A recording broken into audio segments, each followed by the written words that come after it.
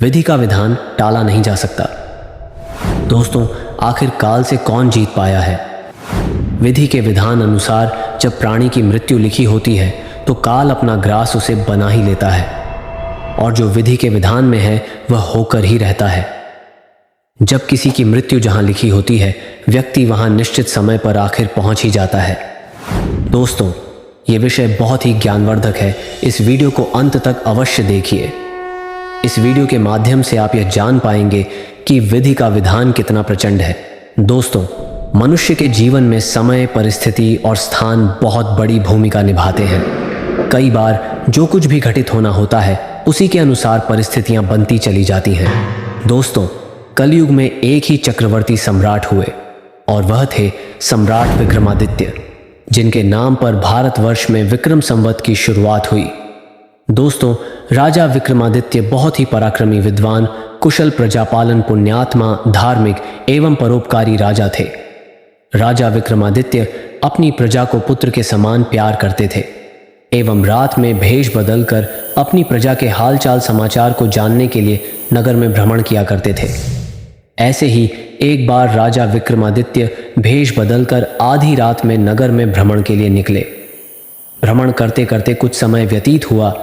राजा विक्रमादित्य नगर की परिक्रमा करते हुए मार्ग से गुजर रहे थे। रास्ते के दूसरी ओर घना जंगल था। तभी राजा विक्रमादित्य ने अचानक ही देखा कि एक नौजवान लकड़हारा कंधे पर कुल्हाड़ी लिए जंगल में प्रवेश कर रहा था और लकड़ी काटने के लिए एक ऊंचे वृक्ष पर चढ़ गया।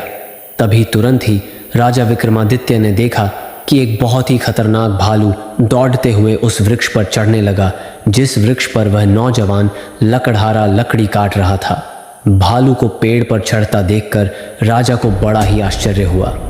उस नौजवान लकड़हारे ने जब उस भालू को अपनी ओर आते हुए देखा तो डर के मारे कांपने लगा।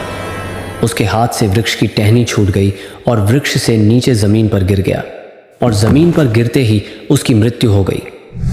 तभी राजा विक्रमादित्य देखते हैं कि भालू भी पेड़ से नीचे उतरता है, और उतरते ही एक सुंदर युवती में बदल गया, और वह सुंदर लड़की बनकर वहीं पास में एक कुएं के बगल में जाकर बैठ गया। राजा विक्रमादित्य सब कुछ देखकर आश्चर्यचकित हो रहे थे, और वह सोच रहे थे कि यह भालू जो एक सुंदर युवती ने बदल गया है, अब वह क्या करेगा। थोड़ी देर में राजा के 2 सिपाही जो रात्रि के समय पहरेदारी कर रहे थे, वह दोनों ही उधर आ गए, और संयोग से वह दोनों सिपाही सगे भाई थे। छोटे भाई की नज़र जब कुएं के पास बैठी हुई सुंदर युवती पर पड़ी तो बड़े भाई से वह बोला। वह कहता है, भैया, कितनी सुंदर लड़की है, मेरा मन कर रहा है कि मैं इससे विवाह कर लूं। बड़ा भाई बोला कि बड़े भाई के होते हुए छोटा भाई कैसे विवाह कर सकता है, बड़ा होने के नाते पहले मैं इस लड़की से विवाह करूंगा। ऐसा कहते हुए उन दोनों में विवाद शुरू हो गया। कुछ देर तक विवाद चलता रहा। फिर बड़ा भाई बोला कि भाई, हम तो व्यर्थ में झगड़ रहे हैं, क्यों ना हम इसी लड़की से ही पूछ लेते हैं कि किसके साथ विवाह करेगी, तुम्हारे साथ या फिर मेरे साथ। वह हम दोनों में से जिसे पसंद करेगी उसी के साथ विवाह हो जाएगा। इस प्रकार से आपस में निर्णय करके दोनों भाई उस लड़की के पास पहुंचे। बड़े भाई ने लड़की से पूछा, हे सुंदरी, आप कौन हैं और यहाँ क्या कर रही हो? वह लड़की बोली, मैं पास के ही गांव में रहती हूँ और अपने पति की तलाश में निकली हूँ। छोटा भाई बोलता है, तुम्हारा पति कहाँ है? तुम चाहो तो उसे ढूंढने में हम तुम्हारी सहायता कर सकते हैं। तब उस लड़की ने कहा, अभी तक तो कुंवारी हूँ और किसी योग्य वर की तलाश में निकली हूँ। तब छोटा भाई कहता है कि हम दोनों भाई भी अभी तक कुंवारे हैं, यदि तुम चाहो तो हम दोनों में से किसी एक से विवाह कर सकती हो। लड़की बोली, मैं तुम दोनों में से एक से विवाह कर लूँगी, लेकिन मेरी एक शर्त है। तब दोनों भाई बोले, आखिर क्या शर्त है तुम्हारी? तब वह लड़की बोली, तुम दोनों में से जो भी अधिक बहादुर होगा मैं उसी से विवाह करूंगी। इतना सुनते ही दोनों भाई स्वयं को एक दूसरे से श्रेष्ठ सिद्ध करने की इच्छा रखते हुए आपस में ही युद्ध करने लगे। लड़ते लड़ते दोनों भाइयों ने तलवार निकाली और एक दूसरे के पेट में आर पार कर दी। इस प्रकार तड़प तड़प कर दोनों मृत्यु की गोद में सो गए, अर्थात उनकी मृत्यु हो गई। तब वह लड़की जोर जोर से हंसने लगी और हंसते हुए वह एक दिशा की ओर चली गई। अब राजा विक्रमादित्य ने उस लड़की का पीछा किया और वह भी लड़की के पीछे पीछे छुपते छुपाते हुए चलने लगे। राजा विक्रमादित्य ने एक भालू को वृक्ष पर चढ़ते हुए और फिर उसी भालू को एक सुंदर युवती में बदलते हुए देखा था। यह विचित्र घटना राजा विक्रमादित्य देखकर आश्चर्यचकित थे। राजा विक्रमादित्य को अपनी भूख प्यास राजपाट के विषय में कुछ भी ध्यान न रहा। राजा विक्रमादित्य को उस रहस्यमयी सुंदर युवती के विषय में जानने की जिज्ञासा थी। अतः वह सुंदर लड़की का सावधानी पूर्वक दूरी बनाकर उसका पीछा करने लगे। पीछा करते हुए लगभग 300 कदम आगे चलने के बाद राजा विक्रमादित्य देखते हैं कि वह सुंदर लड़की अब एक लड़की नहीं रही, अथवा वह जहरीले नाग का रूप धारण कर चुकी थी। वह जहरीला नाग बड़ी तेजी से आगे बढ़ रहा था। कुछ दूर और पीछा करने के बाद जहरीला नाग एक नदी के किनारे पहुंच गया और कुछ समय वहीं पर ठहरा रहा, और देखते ही देखते वह नाग उस नदी में कूद गया। नदी के बीचों बीच एक नाव चल रही थी जिसमें बहुत से लोग सवार थे। वह नाव भी काफ़ी बड़ी थी। राजा विक्रमादित्य देखते हैं जहरीला नाग उस नाव की तरफ बढ़ने लगा। सम्राट विक्रमादित्य किनारे पर खड़े ये सब कुछ देख रहे थे। देखते ही देखते वह जहरीला नाग उस नाव में कूद गया। उस जहरीले नाग पर नज़र पड़ते ही उस नाव पर भगदड़ मच गई और अपनी जान बचाने के लिए नाव में बैठे हुए लोगों ने नदी में छलांग लगा दी। उनमें से जो लोग तैरना जानते थे वह तो तैरकर नदी के किनारे आ गए, लेकिन जो तैरना नहीं जानते थे वे सभी लोग पानी में डूबकर मर गए। राजा विक्रमादित्य देखते हैं कि अब सुबह हो चुकी है और समय का पता नहीं चला। फिर राजा विक्रमादित्य देखते हैं कि थोड़ी देर बाद वह नाग नदी से बाहर निकला और नदी के किनारे किनारे आगे बढ़ने लगा, लेकिन तब भी राजा विक्रमादित्य ने उसका पीछा नहीं छोड़ा। राजा उसका पीछा करते रहे। कुछ दूर जाकर राजा विक्रमादित्य को एक बार फिर आश्चर्यचकित होना पड़ा, क्योंकि उस नाग ने एक बार फिर अपना रूप बदला और एक वृद्ध ब्राह्मण के रूप में अपना भेष बदल लिया। राजा ने सोचा कि इस रहस्यमयी प्राणी के विषय में जानकारी लेने का अब उचित अवसर है, क्योंकि इस समय वह एक वृद्ध ब्राह्मण के रूप में है। अब मैं इसके बारे में बहुत ही आसानी से इससे पूछ सकता हूँ। ये सोचकर राजा विक्रमादित्य शीघ्रता से उस रहस्यमयी ब्राह्मण की ओर बढ़ने लगे। अब राजा विक्रमादित्य तेज तेज कदमों से चलते चलते वृद्ध ब्राह्मण के सामने जाकर खड़े हो गए और उसके सामने हाथ जोड़कर उसे प्रणाम किया। उस वृद्ध ब्राह्मण ने भी हाथ उठाकर अभिवादन स्वीकार किया। तब राजा विक्रमादित्य ने उससे प्रश्न किया कि आप कौन हैं? वह बोला, तुम्हें दिखाई नहीं देता मैं ब्राह्मण हूं। राजा बोले, आप सत्य बोल रहे हो या झूठ बोल रहे हो? आप ब्राह्मण तो नहीं हो। तब उसने कहा, तो फिर तुम ही बता दो कि मैं कौन हूं। राजा ने कहा, तुम वह नहीं हो जो नजर आ रहे हो। तब वह कहने लगा, मैं जो भी हूं तुम्हें इससे क्या लेना देना। तुम अपने काम से काम रखो और अपना रास्ता नापो। तब राजा विक्रमादित्य बोले कि मैं सच्चाई जाने बिना आपका पीछा नहीं छोड़ूंगा, आपको सच्चाई बतानी पड़ेगी। तब उस वृद्ध ब्राह्मण ने कहा, मैंने तुम्हें बताया तो मैं वृद्ध ब्राह्मण हूं। राजा विक्रमादित्य ने कहा, आप मुझसे झूठ नहीं बोल सकते। मैं आपका तब से पीछा कर रहा हूं जब से आप भालू बने हुए थे।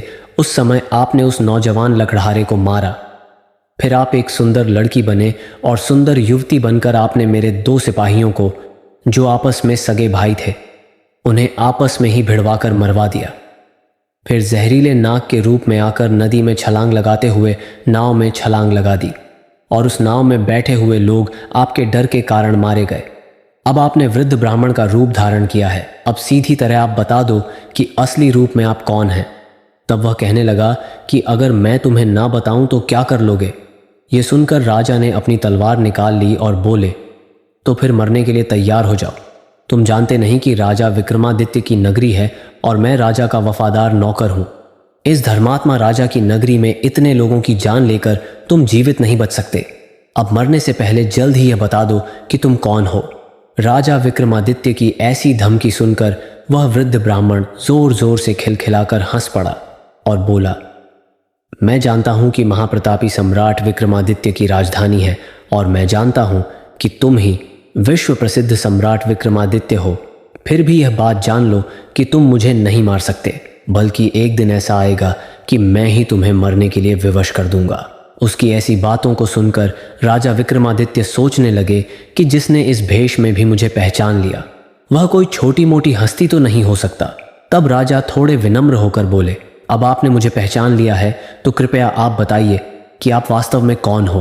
तब वह ब्राह्मण बोला, किसी ने सत्य ही कहा है कि संसार में 4 प्रकार के हट प्रसिद्ध हैं, राजहट, बालहट, त्रियाहट और योगहट।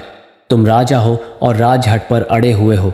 बिना मेरी सच्चाई जाने तुम मानोगे नहीं, इसलिए मुझे बताना ही पड़ेगा कि मैं कौन हूँ। अतः हे राजन, ध्यान से सुनो, मेरा नाम काल है। तुम जानते हो कि संसार में जितने भी प्राणी हैं उनकी मृत्यु निश्चित है, इसलिए इस भूमि को मृत्युलोक भी कहा जाता है। जब प्राणी माता के गर्भ में आता है तो उसके पूरे अंग बनने के बाद, अर्थात पूरा शरीर बनने के बाद, उसके अंदर आत्मा प्रवेश करती है। अतः वह सजीव हो उठता है। उसी समय उसकी मृत्यु का समय, स्थान और परिस्थिति, अर्थात मृत्यु किस प्रकार से होगी, यह भी विधाता की ओर से निश्चित कर दिया जाता है। हे राजन, तुम यह भी जानते हो कि दुनिया के हर प्राणी के जन्म मरण का लेखा जोखा चित्रगुप्त के पास है। जब भी किसी प्राणी की मृत्यु का समय आ जाता है वह धर्मराज को सूचित करते हैं। अब क्योंकि सभी प्राणियों से मुक्ति अर्थात मृत्यु का भाग भगवान के पास है, अतः धर्मराज उस प्राणी को मृत्यु प्रदान करने की याचिका भगवान शिव से मांगते हैं। जब भगवान शिव आज्ञा दे देते हैं तब धर्मराज मुझे अर्थात काल को आदेश देते हैं। तब मैं मृत्युलोक अर्थात पृथ्वी पर आता हूँ। मुझे यह पता होता है कि किस प्राणी की किस परिस्थिति में मृत्यु होगी।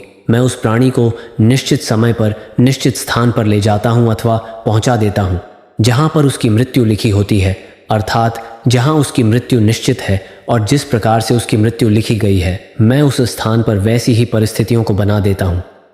हे राजन, उस लकड़हारे को मैंने नहीं मारा। उसके ऐसा बोलते ही राजा विक्रमादित्य बोले, तुम फिर झूठ बोल रहे हो। मैंने स्वयं अपनी आंखों से देखा है, उस लकड़हारे की मृत्यु का कारण तुम ही थे। तब काल ने कहा, हाँ, ये सत्य है कि मैं उसकी मृत्यु का कारण था, लेकिन सांसारिक लोग तो यही समझते हैं कि लकड़हारे की मृत्यु वृक्ष से गिरकर हुई है और फिर मुझे तो मृत्युदेव धर्मराज के आदेश का पालन करना ही पड़ता है। हे राजा, उसकी मृत्यु वृक्ष पर से गिरने से ही लिखी थी। हे राजन, अगर उन सिपाही भाइयों की बात करो तो उनको भी मैंने नहीं मारा। उनकी मृत्यु एक दूसरे के हाथों लिखी थी, अतः उनके लिए मुझे सुंदर युवती बनकर आना पड़ा। नाव में सवार कुछ लोगों की मृत्यु पानी में डूबने से ही लिखी थी, इसके लिए मुझे भयानक नाग का रूप धारण करना पड़ा। हे राजा, मुझे लगता है कि अब तो आप अच्छी तरह समझ गए होंगे कि मैं कौन हूँ और आपकी नगरी ने क्यों आया था, और यह भी समझ गए होंगे कि समय, स्थान और परिस्थिति सांसारिक प्राणी के जीवन में कितनी बड़ी भूमिका निभाते हैं। राजा विक्रमादित्य ने वृद्ध ब्राह्मण यानी काल की बातें बड़े ध्यान से सुना और गंभीर हो गए। तब काल कहने लगा, हे राजन, अब मैं चलता हूँ। तब राजा विक्रमादित्य बोले, हे कालदेव, आपने मुझे बहुत अच्छी जानकारी दी है, जिसके लिए मैं आपका बहुत आभारी हूँ। कृपया जाने से पहले मेरे एक और प्रश्न का उत्तर देते जाइए। आप ये बताइए कि मेरी मृत्यु कब, किस स्थान पर और किस प्रकार से होगी। तब काल ने कहा, हे राजन, यदि मैंने पहले ही आपको आपकी मृत्यु का समय बता दिया तो इसी क्षण से आप चिंताग्रस्त हो जाओगे, और आप तो जानते हो कि चिंता चिता के समान है। अभी तो आपको अपने शासनकाल में बहुत से शुभ और जन कल्याण के कार्य करने हैं। हे राजन, अगर मनुष्य अपनी मृत्यु के बारे में जान ले तो अपना जीवन अच्छे से जी नहीं पाएगा, जीवन का आनंद नहीं ले पाएगा। वह अपनी मृत्यु की चिंता में ही खोया रहेगा और वह चिंतित रहेगा। इसलिए मैं तुम्हें यह नहीं बता सकता कि तुम्हारी मृत्यु कब, कहाँ और कैसे होगी, लेकिन जो विधि का विधान है वह अटल है, उसे टाला नहीं जा सकता। जो होना है वह तो होकर ही रहता है, चाहे कोई लाख चतुराई कर ले, लेकिन विधि का लेख कभी नहीं मिटता। इतना कहकर कालदेव गायब हो गए। दोस्तों, जो भाग्य में लिखा होता है वह होकर ही रहता है। कुछ चीज़ें ऐसी हैं जो कभी नहीं बदलती, जैसे कि व्यक्ति का जन्म कब, कहाँ होगा, उसके माता पिता कौन होंगे, कौन रिश्तेदार होंगे, किस स्थान पर वह जन्म लेगा, यह व्यक्ति चाहकर भी बदल नहीं सकता। जैसे प्राणी की मृत्यु कब, कहाँ और कैसे होगी, ठीक वैसे ही मनुष्य का विवाह किसके साथ होगा और कब होगा, विवाह होगा भी या नहीं होगा, मनुष्य कितना ज्ञानी होगा, विद्वान होगा, कितना बुद्धिमान होगा, वह कितना धनी होगा, अर्थात वह कितना अमीर होगा, कितना गरीब होगा। ये कुछ चीज़ें हैं जो मनुष्य के भाग्य में पहले से ही तय हो जाती हैं, अर्थात मनुष्य के जन्म से पहले ही यह कुछ चीज़ें भी विधाता द्वारा लिख दी जाती हैं, जिसे फिर कोई भी नहीं मिटा सकता। इसलिए दोस्तों, मैं बार बार कहता हूँ कि मनुष्य का जीवन मिला है तो कुछ अच्छे कर्म कर लीजिए, पुण्य परोपकार धर्म के कार्य कर लीजिए। जीवों को, बेजुबानों को ना सताइए, ना प्रताड़ित करिए और ना ही प्रताड़ित करने दीजिए। दोस्तों, हम मनुष्य हैं और मनुष्य में मनुष्यता होनी चाहिए।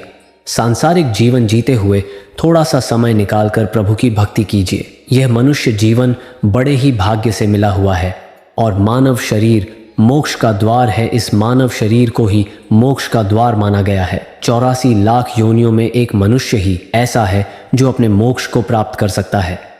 अमीर हो या गरीब, हर किसी को इस दुनिया से चले जाना है हमेशा के लिए। ना कोई आया है, ना कोई आया था, ना कोई आएगा। इस मृत्यु भूमि में जिसने भी जन्म लिया है उसको यह जगह छोड़कर एक दिन जाना ही पड़ेगा।